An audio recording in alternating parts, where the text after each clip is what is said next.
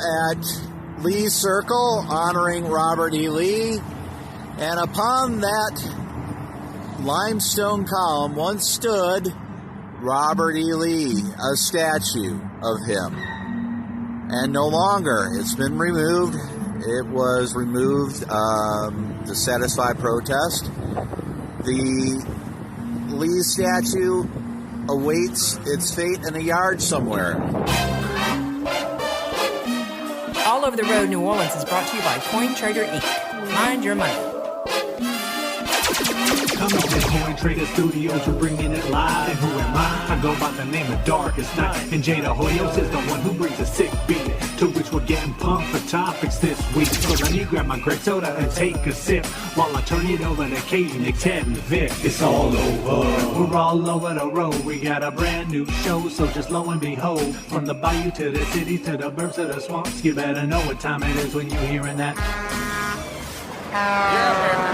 From New Orleans, Louisiana, this is the All Over the Road podcast on the All Over the Road Podcast Network. You have come to the right place, ladies and gents. It's the most popular podcast in the state of Louisiana. From New Orleans in the Coin Trader Studios in Lakeview. It is All Over the Road, the podcast, with yours truly, the king of all podcasting, Victor Del Giorno. And on this show, we're going to try to figure out what's going on. What the heck is going on? For goodness sake. You're not going to want to miss it, because we're going to talk about what's going on here in New Orleans, especially in the old Lee Circle. And then we're going to go nationally and talk about some of the stuff that's happened, that is happening on the border. On our southern border. On the northern border, I don't think there's anything going on. But the southern border, there's a lot going on. And that is on this version of All Over the Road, the podcast. Do not touch that device. Yeah, baby. Baby, you can tell it's Mardi Gras time in New Orleans. Yes, they deck their porches out on tea. Okay. You know what? I want to thank all of you who listen, who subscribe, who share the show. Because All Over the Road, the podcast, New Orleans, is now in its 4th season. Yeah, baby. 4th season. And we're excited about that. We've got a lot of new stuff coming up. In the studio with me today are two very important gentlemen. Two smart guys. Of course, we have with us Francis Loria. He goes by Frank. Hey. And Frank is the president and CEO of the Personnel Consulting Group over in the Eustis building. It's right there by the canal. You know, I could probably hit a golf ball. I used to. Well, maybe could hit a golf ball there. But hello, Frank. How are you? Great, Victor. Now, Frank is enraged. You're enraged. Are you enraged? No, I'm not enraged. I think you're a little enraged. Look at all the freaking notes you got there. No. You got notes. Look, you see my notes? Well, you're much more experienced at this than I am. Teddy is going to be here pretty soon. I told Teddy that we were taping it at a time, but I gave him the Easter. I gave him, what did I give him? I gave him Eastern? Eastern time. I gave him Eastern. And also Bill Thomason, who's been on the show before. And as a matter of fact, you know, Bill, what I found out is I wanted to get some more information on Paint the Block. Anyway, Bill Thomason is got a construction called Thomason Construction. Yes. Okay. And it's wait, are you up, Bill? Give me a mic check. I'm here. Oh, Good morning. I don't have you up. Try it again. Good morning. I'm here. Wrong mic.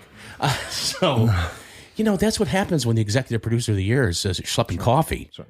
Good old Nick. But he is got a construction company called Thomason Construction, but he's also the guy that is doing all this stuff around town called Paint the Block. So they have something going on, a new Paint the Block project going on that we're going to talk about. We're going to talk about, he's frequently on the border. His company, in junction with that other gentleman, what was his name again? The guy that was at... Foreman Mike. Yeah, Foreman Mike built some of the wall down there, you know, on the southern border. And he's down there frequently, talks to a lot of the Border Patrol people. So we're going to talk a little bit about that. But we know what was interesting, Bill, is that today I just Googled Bill Thomason, and guess what's the first thing that comes up? I don't know. You on All Over the Road, the podcast. Is that right? Yeah. Hey. Yeah, that's the first thing. You if you Google your name, the first thing you see is you being on this show. Wow. Isn't that amazing? An important guy like this. Well, now I'm really important. Huh? I'm feeling kind of puffed up is what I'm doing. And then, I'm trying to stay away from that kind of stuff. But anyway, Frank, in case you don't notice, let me just tell you what's happening. I talked on a previous show, Frank, about how I have some friends that come in from out of town, the McPhails. You know that. Yep. They come in every New Year's Eve. And we were going, and they're associated with Memphis University, the old Memphis State, Memphis University. Memphis State Tigers. And they were playing Tulane, your favorite college, at the Fogelman Arena. All right, so we had to have our vaccine cards. So we had our vaccine cards. I was in possession of a vaccine card. Possession is 9/10 of the law. So I go there with a vaccine card. Okay, I go to get in, and they say you have to have front and back. And then Tulane had a deal where you had to have a vaccine, you had to have a booster within the next 30 days. In the last 30 days. So see, these vaccines, they keep going. And so we weren't allowed to get in. So we went back. Well, on the way there, okay, to get down there from Lakeview, they take you to Tulane. You get off at Tulane, and then you take a right at the old Jeff Davis, which is now Norman Francis, who was the founder of Xavier University. Oh, not the founder, but the chancellor. The chancellor. Okay, thank you, Frank. And when we were sitting at that corner, all of a sudden, pap, pap, pap, pap, pap, pap, pap, pap, pap, pap, pap, pap, pap, pap, pap, 30, 40, gunshots. And so we have a tremendous problem in the city, with crime. All right. And then, of course, there was historically, there was a war that took place between 1861 and 1866. It was called the Civil War. And there were two sides, and the country was divided. All right. Much like it's divided today, unfortunately. One side had to win, one side had to lose. Now, of course, we all know that they're trying to erase a lot of history, and that's why streets are changing. And then, of course, that brings us what happened over at Lee Circle. All right. Now, if you're from New Orleans, and we got people that listen all over the world and all over the country, Lee Circle is a big gathering spot, especially during Mardi Gras. When the Saints won the Super Bowl, they had a parade, and that was a big gathering spot. I remember me and my daughter, Katie, staked out a spot. We got there really early, and Katie almost got in a fist fight with a plus-size gal, okay? And I had to break that up. So, a plus-size gal. She was plus-size. A little too big for Katie, maybe too big for me. But it's been a gathering place, Lee Circle. Well, it's no longer Lee. It's not no longer Lee Circle. No, it's former Lee Circle. Former Lee Circle, and they had a podium. In case people are from here know this, but they have it's got to be like 50, 60 feet. Oh, it's not that tall. But no, it's tall. It's tall though. Yeah. As a matter of fact, at one time, I thought this was incredible. A guy was asking me yesterday, how do they get all this graffiti and all these weird play? How do these guys do this? Get this graffiti? And I said, heck with the graffiti. How did they get a recliner at the top of that podium? Do you remember for 2 months there was a recliner up there? There was a lazy boy. Did you know that? I did not. Yes. Okay. So now they've got this new phallic. I don't know what you call it. Not a phallic symbol. That would be bad. It's a sculpture. It's a sculpture. Okay, so Frank, give me an idea. Give me the research. What is it? Why is it? And why do you think it's? To me, it offends me a lot more than a statue of Robert E. Lee. But that's just me. Yeah, there's a lot of, obviously the statue has been down now for about 5 years, and I'm certainly not interested. Been that long, really? 5 years, yeah. Wow. I think it's about 5 years, yeah. And so there's been lots of controversy over what goes there, what shouldn't go there, and so there's an art group called Project Point 5 that's been a part of bringing different works of art in different parts of the city, and somehow this work of art by a very talented woman who, interestingly enough, her last name is Lee, Simone Lee, but but it's spelled Leigh, so maybe she pronounces it Leigh, I'm not sure. She has no connection with New Orleans, which is not a big deal. But the thing, and so it does not sit atop the pedestal. It is at basically ground level, if you will, and the author thought that it should not be on the top of the pedestal. It should be at ground level with the people. And, on the surface, it looks like an abstract female form with a drumstick or a spoon-like, or it almost looks like ice cream scoop type of head, surrounded by a serpent. And so, come to find out, it's called Sentinel or Mami Wata, which means Mother of Waters.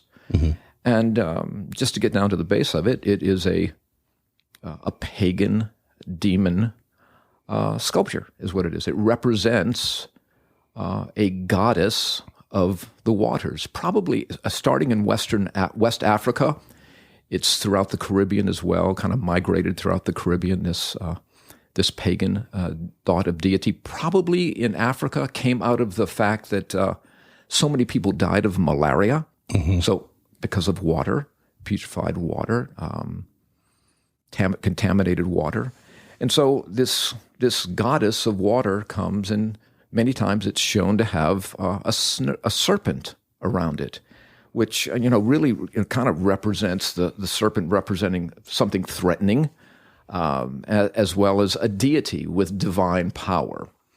And I guess that really kind of got me. I know New Orleans is not known as a city of great faith. Certainly, we're a Catholic city.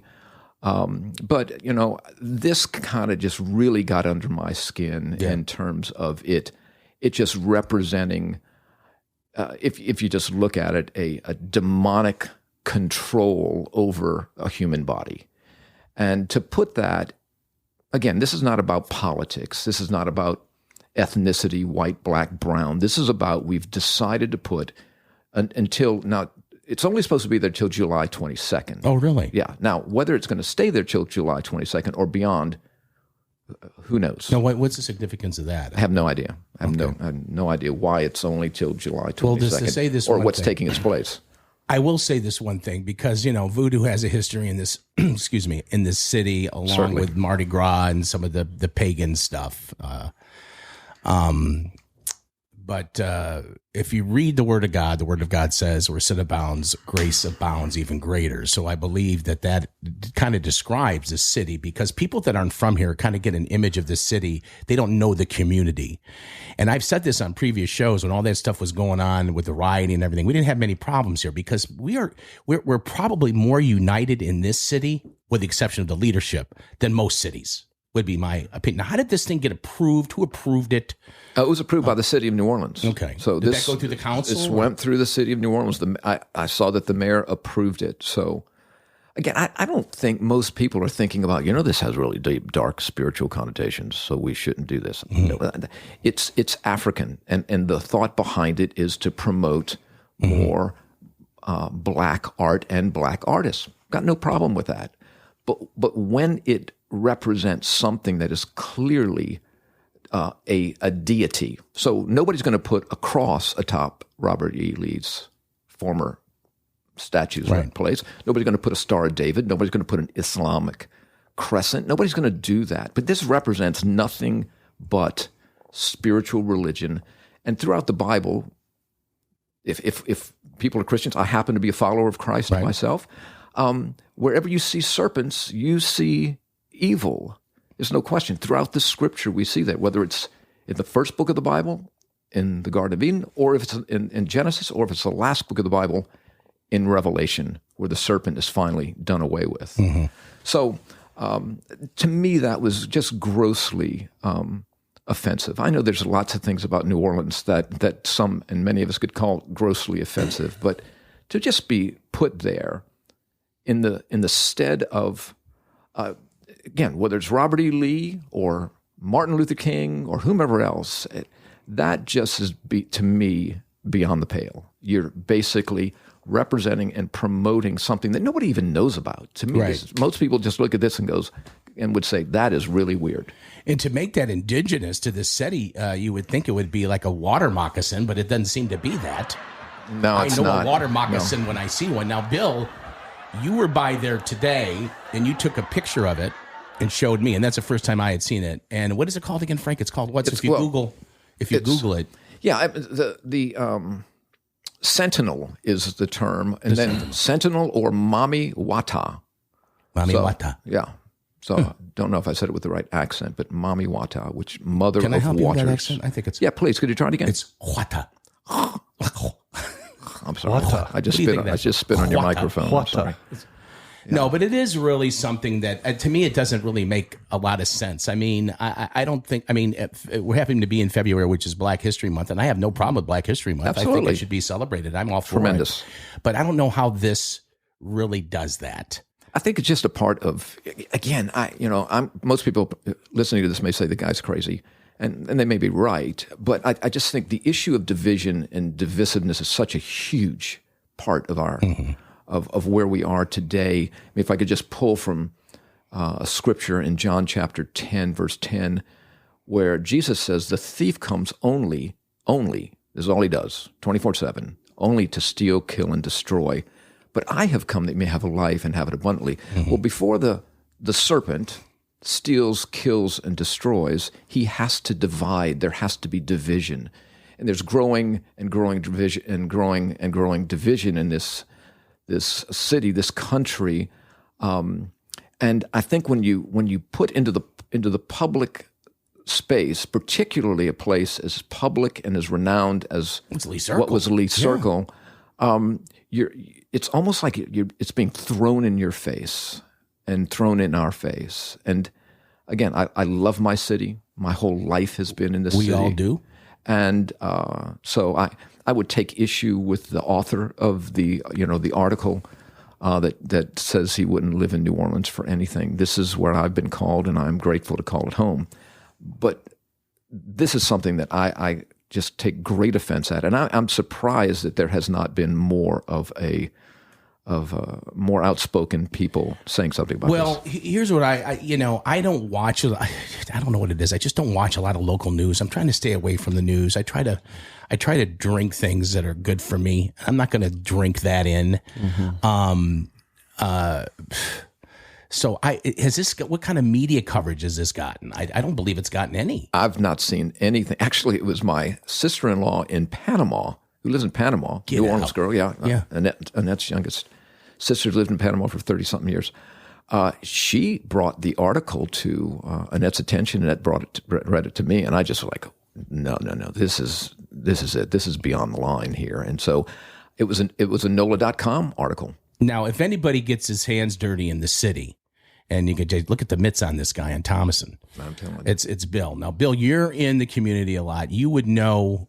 I mean, you're in there. You're in the belly of the beast with, painting the block and all the stuff that you've done with, cleaning up debris after storms and everything. What is your take on something like this and how it represents the community? Do you think it's edifying? Do you think this is anything that anybody really? Oh, boy, that's great. We're thrilled about that. I mean, I don't get it.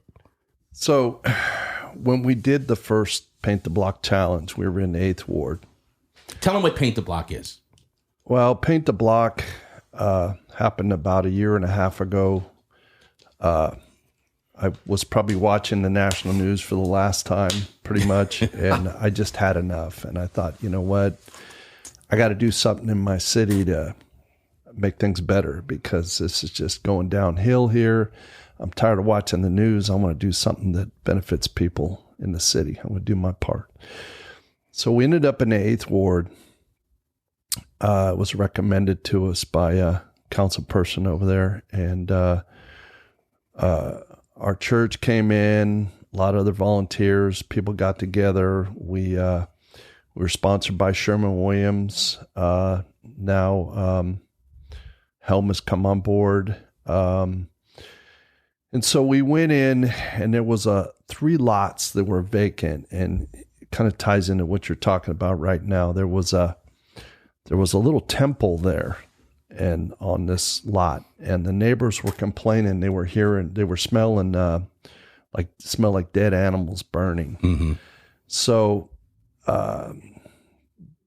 it was a little temple, a demonic temple, and around the neighborhood you can see signs. There's things on doors and things that are satanic. Okay, so we went in there. Our pastors are amazing.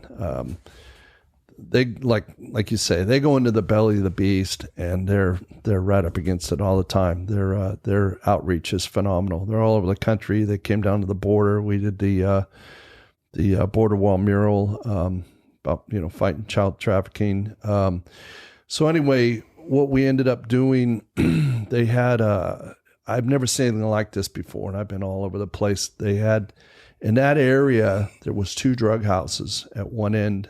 Each end, and people were just walking up and down the street looking to get a fix. There was a drug house there. We were seeing people just shoot up right in front of us. Well, behind this little temple on the fence, there was like a target, and they were throwing their needles after they got done into the target. Really? And they were also, shooting up, and the blood and everything. They would throw it into the thing, and there was hundreds of needles inside this thing, besides the leftovers of dead animals and all that. So we knocked it down. I mean, we cleaned that area up. We went back 3 times and finally gave it back to the neighbors. I mean, it was a mess. And, people are scared. I mean, we go in there and we went in with the largest drug treatment program in the state. They provided counselors. We got people in the drug programs. We painted the place. We fed the neighbors. We cleaned up the drugs. We picked up hundreds of needles and put them into containers and got them to where they go. But that was the first time I really saw a lot of satanic stuff within a small area. And so I was driving around, and my pastor, who's a former 3-time felon, he has an amazing story of how he accepted Christ, and he's been doing. What's his name again? I met him. He's an amazing guy. Pastor Andy Rebirth, Pellerano. Yeah.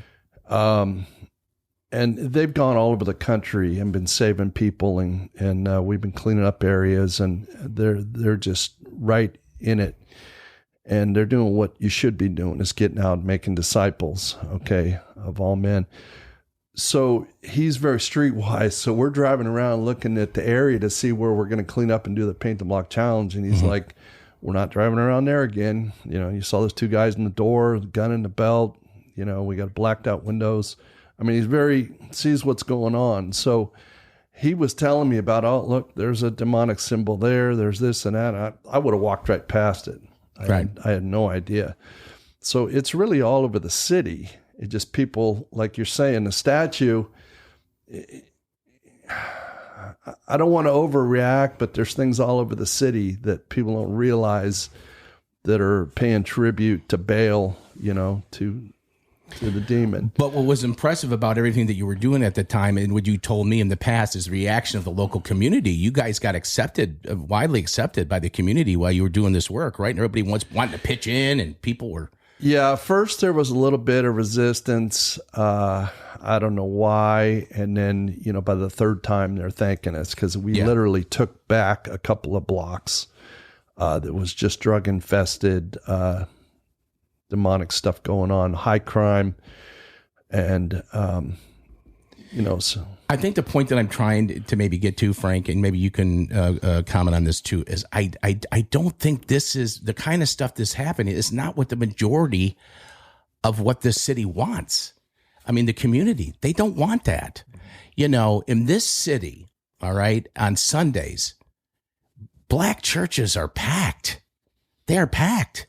I mean, this is a city, regardless of all the other, problems, is a city of faith. And you were telling me, Bill, about the time when you went in there and then you had this big art, you wanted to do this big mural. You were saying, that was Exhibit B. That was back, 2014, 2015. And now you're getting ready to start something new, right? A new Paint the Block challenge? Yeah, we're working on a couple things right now. It kind of has to come to us, and God kind of reveals it when we get to an area. We're like, we drive around and look, and and then all of a sudden it's like, yeah, this is the spot right here. So we're working on a couple things right now, but it's coming in the next 30 days. We're looking at a couple different spots. All right, now getting back to the Wakataka, what is it? Yeah, the Mama Wata. Mama Wata.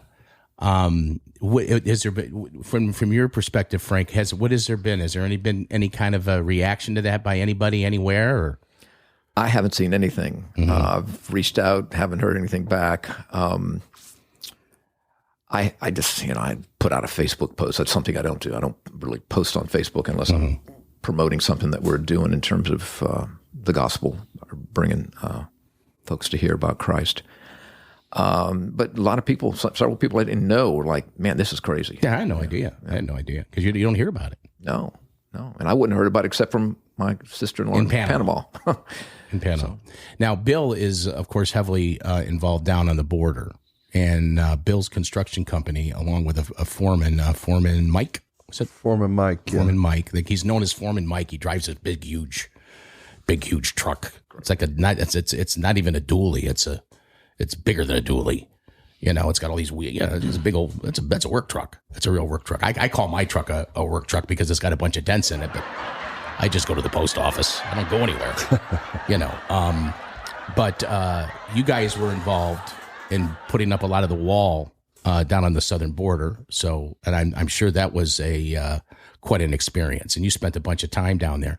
Give us an idea, and I know we're kind of shifting from what's going on in New Orleans to what's going on down there, but give us an idea of some of the stuff that's going on down there. And let me just say this: you got to follow the money. Pfizer. All right, people. I mean, this Pfizer stock's going nuts. And I just refuse to invest in it. But Pfizer, I'm watching the football games. I don't know if you all saw this, but there was a commercial that came on that Pfizer was running an ad that said and they were talking about the vaccines and all that. And I don't want to make any of this show or this discussion about vaccines and all that kind of garbage. But this is what they had the gonads to say. They said, who knew that this virus would bring us all together? And, they have an image of a couple people hugging. I mean, you'll see the ad, and it's just crazy. And what's going on down the border? If they're so concerned about vaccinations, they're letting people in with droves and giving them $500 gift cards. Just letting them. Isn't that true? Yeah, there's an organization that's down there that's giving out $500 gift cards on the Mexico side of the border. There's a lot of things going on. And they're not sticking them. They're just saying, come on in. Yeah. But you talk about bringing things together. I mentioned this to you the other day. The one thing that you kind of feel like you're on an island until you see what's going on different social media, because the media is not covering stuff. Right. And to see the Canadian caravan, and now they're starting a U.S. caravan of truckers. And this is the Freedom Rally thing? Freedom Rally. Okay. There's people. You won't see it on the news, but if you go on social media, you'll see people across the country that are speaking out about mandates, and there's people finally coming together. I was getting a little worried. I thought I was on my own island. The border is a whole different animal, and people, I've had discussions with old friends of mine, and they don't believe what I tell them about what's happening at the border. We do not control our border. The U.S. side, we do not control it. I have to drive through cartel on the U.S. side just to get to my own property. Okay. And the money is so huge. I mean, you're talking billions of dollars are coming across there. So they might talk about, all they ever talk about is the immigrants coming through. That's a whole nother story I won't get into, but they don't talk about all the fentanyl coming through. Right. They don't talk about the children being trafficked coming through. They don't talk about all this other stuff. And, it's a big game, and, the Border Patrol is overwhelmed. And I don't know, you'll hear, it's interesting because whether it's a demonic statue in New Orleans or something, the media will take, and it's like biblical. They'll give you, the devil will take the Bible and take one word out of context and change the whole thing. Right. Give you a perfect example. What was the biggest media thing of one of the biggest of the Trump presidential, the 4 years? No, the wall. Well, the wall, but what did they come up with? They're talking about kids in cages. Yeah. That was Obama was doing that. Well, do you want me to explain that to you? Yeah, explain it to me. So what that is they never intentionally put kids in cages. The number one priority for Border Patrol, I mean, they got so many priorities, but their big problem is they get these surges coming through. So they have really nice facilities down there with soccer fields and basketball courts, and they're nice. They've got all the stuff in them. But what happens is when you got 10, 20,000 people coming through at a time, or even 5,000, they're overwhelmed. So they have to throw up a temporary place because they have to separate the children from the adults that they're with. And I've physically seen this with my own eyes. I'll see 30 kids coming through with two guys, maybe in their 30s. You know, these aren't their parents, okay? And some of them are legit, some of them aren't. But they have to separate the children for the welfare of the children to make sure that they're not being trafficked. Gotcha. Okay? And those kids come from all sorts of different situations. Physically, I've seen people getting kidnapped because my property looks down into Mexico. And where's your property on the U.S. side? Is it like you were talking about Laredo around there, or? No, I'm in the Rio Grande area, Rio Grande Reynosa, City, about around there. No, I'm farther. I'm toward Laredo, between there and huge. Nobody, I would have never known. They got two cartels fighting, which on a lot of the border, there's cartels fighting for position. Mm-hmm. Don't ask me why. This is a hot spot. I mean, it is a hot spot. I'll see groups of 20, 30, 40 coming through, which they'll make them come through. Don't they got to stop and talk to somebody, or they just come through? How does that work? Well, they got to have a deal with the cartel because they're not letting them pass through there unless they pay the money. Oh, I got you. That's their new big money thing. That's their past drugs. Okay. And they can bring them through, and once they get them across, they get them in semi-containers and bring through 100 at a time at $6,000 of crack. That's 600,000 happens. Where are these people getting $6,000 to pay the cartels? So a couple things are going on. They're sponsored by a family member over here, maybe, or like I said, a lot of them are going into. I'm not going to say a lot. It's a large number are going into actual. I hate to say it, like sex slavery. Yeah. People will sponsor them, or I hear a lot of stories about they'll pay the money. A parent or somebody will pay money, and then they'll tell them, once they get across, we're sorry, so-and-so didn't pay when they actually did, and they'll take them into Houston, and so you're going to have to work off your debt, which they'll throw them into some house of ill repute, and they can work off the debt. So, but when I start seeing the kids, I'm talking 3 years old. I mean, who in the, 3 years old on up with a couple of guys. So getting back to the cages is when a surge comes, they got to throw up a circus tent, and they got to throw up chain link fencing to separate the adults from the children while they're trying to track DNA and all that. Are they really, is this really a relative, or is this a child that's being trafficked? Did they get kidnapped? Did they get sold by a parent? I even heard a story down there. There was a parent, a mother needed drugs, so she sold two of her kids to get drugs. It's insane.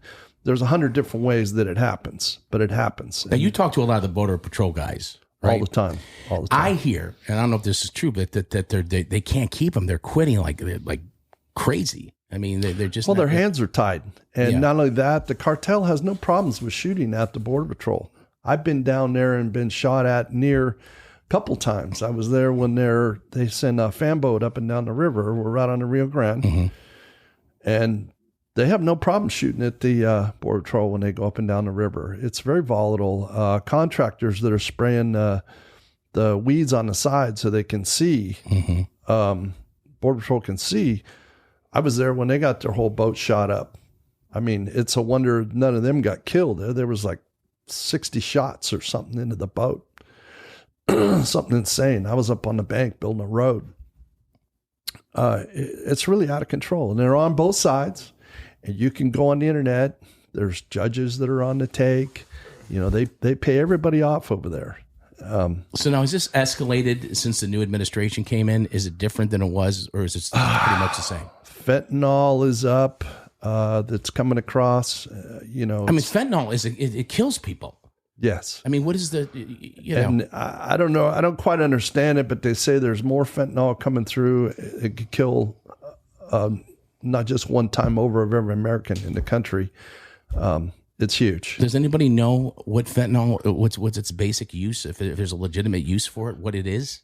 I don't know about legitimate, but I know they cut, heroin and stuff to make it cheaper and, different kind of high and so on and so forth. Now, you were also telling me that it's like the perfect storm for the cartels because you got all this immigration, for lack of a better term, this flood of people coming into the United States, some legit, some not. And then it opens up an area of the border. It's kind of like, all the Border Patrol goes over here because they got to handle this and it leaves this wide open. Yeah, I've been from one end to the other, California, all the way to Texas, and I've seen all the different border walls, and I just randomly will pull in and I'll run into a Border Patrol guy right on the Rio Grande, and I'll ask him different questions, and once they open up, they realize, you're just there to talk to them about stuff. They'll tell you things, and they tell me all day long, like they'll send a group, to the right, and then they'll send, when the Border Patrol shifts over there to go get them, they'll go to the left, and they'll make them bring backpacks of drugs through. And they'll just threaten them, we'll kill everybody in your family. What can you do if you want to, is there anything that anybody can do to help?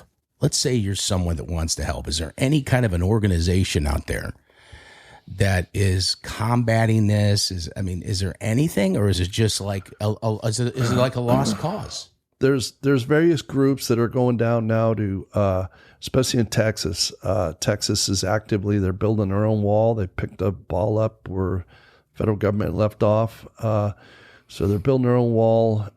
There's people volunteering to go down there and watch the border and turn people over and stuff like that. And none of this stuff you'll see on the media will cover it. So I was kind of thinking about it with the now the California trucking convoy. I was thinking, it'd be interesting if we had a convoy go down to the border and a bunch of people to bring light to what's going on down there, because people don't believe, like right now. Okay, so we're rushing over to overseas to go up against 130,000 Russians on the border with 8,500 U.S. troops. Which every time I hear about our troops going somewhere, my hair goes up on the back of my neck. I hate when our guys get in a situation like that. Now these guys are heavily armed. We shouldn't be in that situation. So why are we over there protecting that border when we don't even protect our own? That's pretty good. That's interesting. And so, you talk about vaccines. I don't know how they get the number, but, you hear different things. There's a percentage of them that are coming through with COVID, and they're being shipped all over the country. If you've seen some of the stuff, Ron DeSantis, Governor of Florida, they put a chunk of money away. They're going to start shipping them out to, I guess, to Delaware, wherever the president's state is, because they've been shipping them to Florida. And so now they're going to turn around. And then they're also doing something about the unaccompanied that they've been sending to Florida. They're stopping that program. The governor's trying to get that stopped, but they've been sending all sorts of unaccompanied kids to Florida. There's a lot of things going on. Well, Frank here is one of my oldest and dearest friends. Of course, I'm close to his whole family. We've built kind of a little community here in our little neighborhood. And, Frank's, a real special guy. And, the thing is that, Frank, what would you say as an ordained minister, which you are, correct? Yes, that's correct. That's correct. And an elder of a church.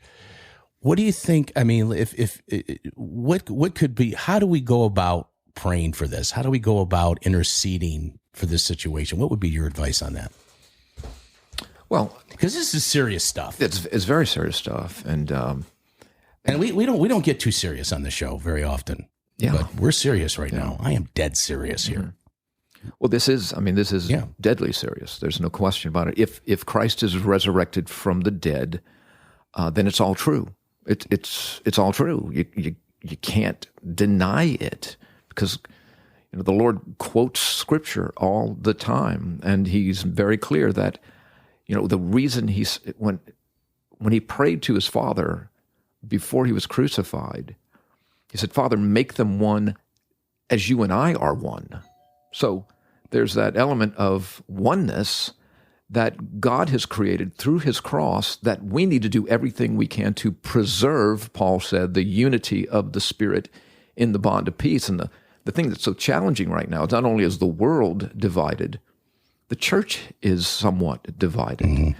And so the power of unity, the power of praying in faith-filled unity is so important. And I think as Americans, we have been so distracted by the benefits of living in this country.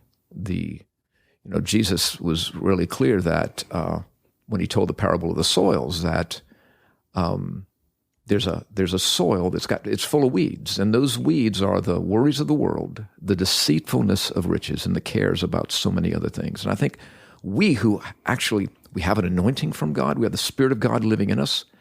The Church of Jesus Christ is the most powerful organism or organization on the planet. There's nothing more powerful, because the Lord says the fervent prayers of righteous men and women will accomplish much. And so, prayer is really important, and prayer is, I think, the coal in our engines, the engines of our spirit. And that draws us to see that first there's a spiritual battle taking place. As Brother Andrew, who has smuggled millions of Bibles into communist countries, said, prayer is not preparation for the battle. Prayer is the battle. There's a going forth before we go in physically, that we go in spiritually to, if you will, knock down and push back those forces of darkness. And so for the church to come together is huge. For us to take God at His word is essential. So whether, again, regardless of the ethnicity, we are one in Christ. There is in Christ no more black or white or slave or free or barbarian or Scythian or Hispanic or African or Italian or English. We are one in Christ. We're of a new race, if you will. And so we have to realize that. We've got to get past the distractions of the enemy, and those distractions bring divisions. And Paul said, "Wake up, church, wake up." So we have to wake up, and that's all the media is doing. Yeah. Just divide. Yes, exactly right. Divide and conquer, baby. No, that's how it works. That's it. And as I said before, the enemy can steal, kill, and destroy. He divides. And even deeper than that, there's a division within ourselves. We can talk about division between people, but there's still a division within ourselves. The flesh sets its desire against the Spirit, and the Spirit against the flesh. And so I need to get Peter said, gird your mind for action. Stand firm. There's, in the Lord, and know that there's a battle that is raging, that is beyond what you and I can see with our physical eyes and ears. Well, I thought there was no better way to kick off season 4 than to talk about something sobering like this. And for those of you that listen and subscribe to the podcast, you're not hearing Vic's usual jovial folly, joking around, and we've done all kinds of goofy stuff, and I think our subscribers and the way that we've grown has proven that we've done the right thing, and that the fact that we are all over the road, we're not niched into one thing. One of the main reasons why I wanted to have you two guys together is because I think the two of you are very powerful local individuals. And so I wanted you two to meet. I wanted to get this together. And here's what I'm thinking. I mean, you had mentioned, Bill, maybe we could do something where we get a group of people and go down there. I mean, I'd be up for that. Would you be up for that, Frank? That would be exciting. Bill, maybe you can organize that. I can get my church involved, those that want to get involved, and get a group of people and go down there and just see what we can do. I mean, I feel kind of helpless. I feel like there should be some kind of an organization, like here in New Orleans. the show here, we're heavily contributors, and we believe greatly in New Orleans Mission and the work that they're doing. And they have Lynn Haven Retreat for trafficked women. They have a drug rehabilitation center for the men. We got the Mission downtown. That's a gorgeous facility that they just redone. They got a dentist's office. They got doctor's offices. I mean, so I know that I can sow into that and help my city. But there's got to be something. There's got to be some organization that that can make an impact on what's going on down there. And if there's not, one should be developed. But if we can do our small part and maybe get a group together, I would be really more than interested in doing that. How about that? Yeah.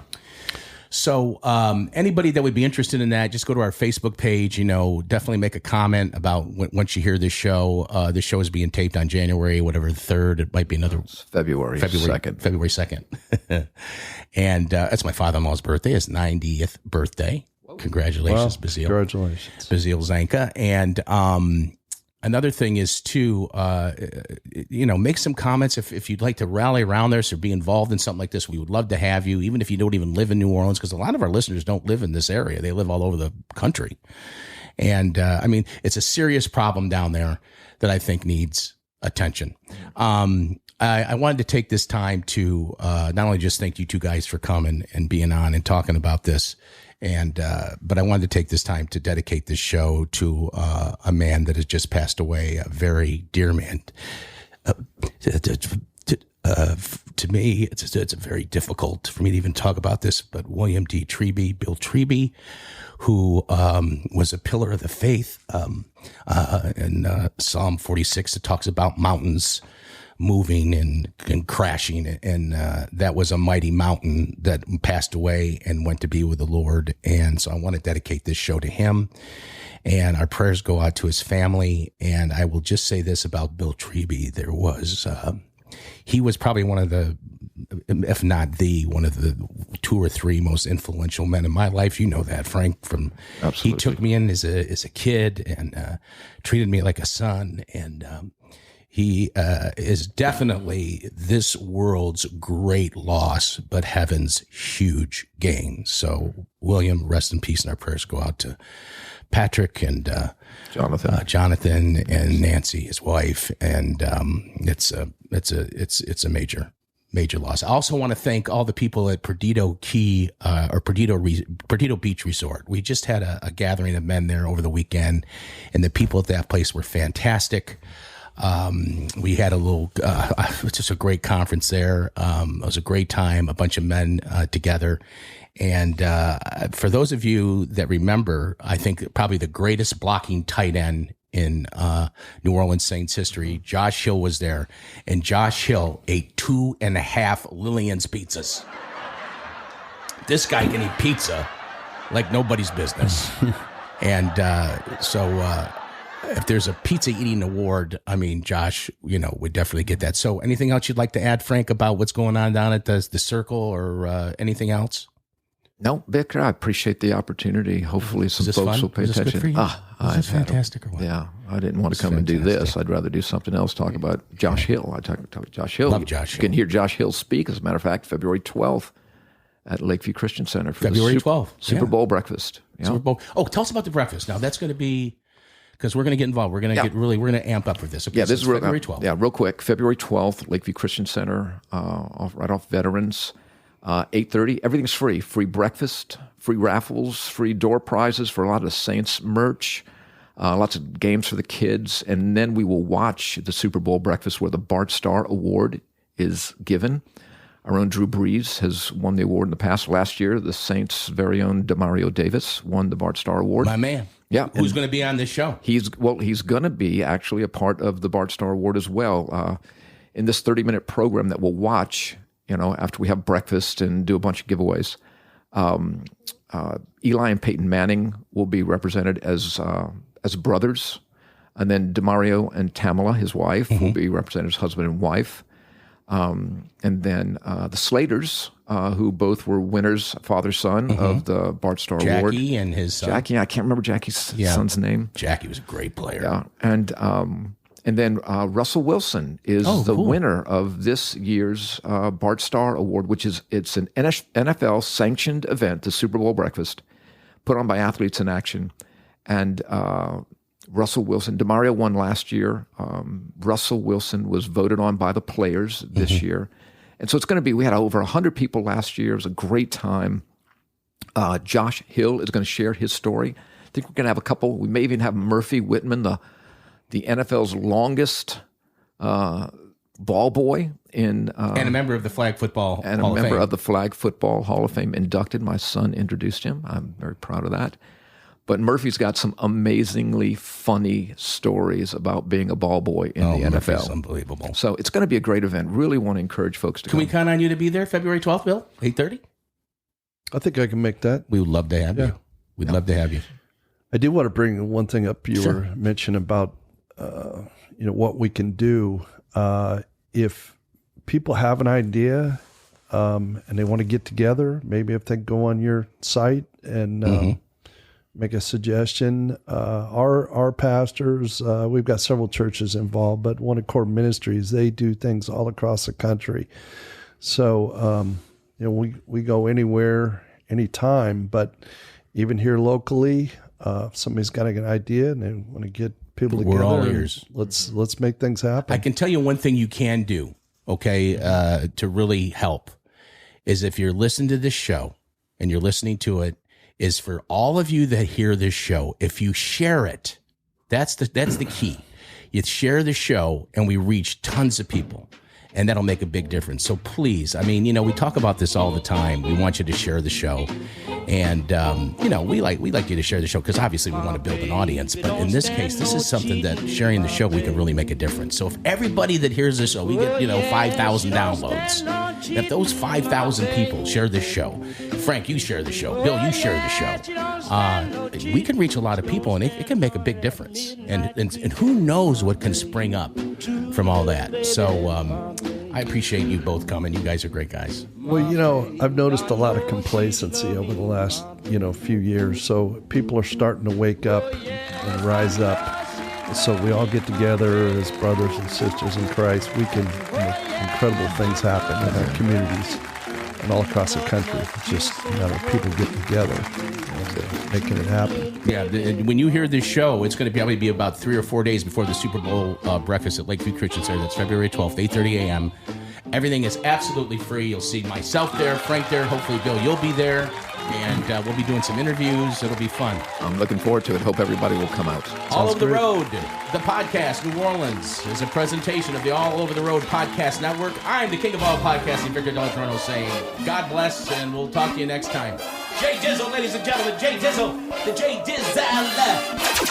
Come on, the Goin Trader Studios, we're bringing it live. And who am I? I go by the name of Darkest Night. And Jada Hoyos is the one who brings a sick beat, to which we're getting pumped for topics this week. So let me grab my Greg soda and take a sip, while I turn it over to Katie, Nick, Ted, and Vic. It's all over. We're all over the road. We got a brand new show, so just lo and behold, from the bayou to the city to the burbs to the swamps, you better know what time it is when you're hearing that. These days, you don't know what to do with discretionary income. Let's say you got some extra cash laying around. We could just put it in the bank. It makes nothing. Plus, the government knows you. Everybody, that's all. The best way to protect your hard-earned wealth is to buy tangible assets. Gold, silver, platinum, palladium, coins. They say that they're going to come out with this federal token. And when this federal token comes out, it's going to be backed by gold. Right now, gold's $1,800 an ounce. It could go to $30,000 an ounce. You want to get rich? Get some gold. How do you get it? Very easy. You call our friends at Coin Trader Inc. They're your leaders. A+ rating with the Better Business Bureau. Not one single complaint with the Attorney General in 20 years. Call our friends at Coin Trader Inc. right now, and they will set up a tangible asset portfolio designed especially for your needs. The number is 504-267-6004. Or go to our website, goldpricesnow.com. Coin Trader Inc. mind your money. Interesting facts I learned in New Orleans. Yeah, baby. Number one, did y'all know that New Orleans was the second or third most populous city in America up until World War II? I didn't. Number two, if you go to New Orleans your first night, don't go too hard on Bourbon Street. You feel me? Be conscious of that or you're going to be tired your whole trip. Speaking from experience.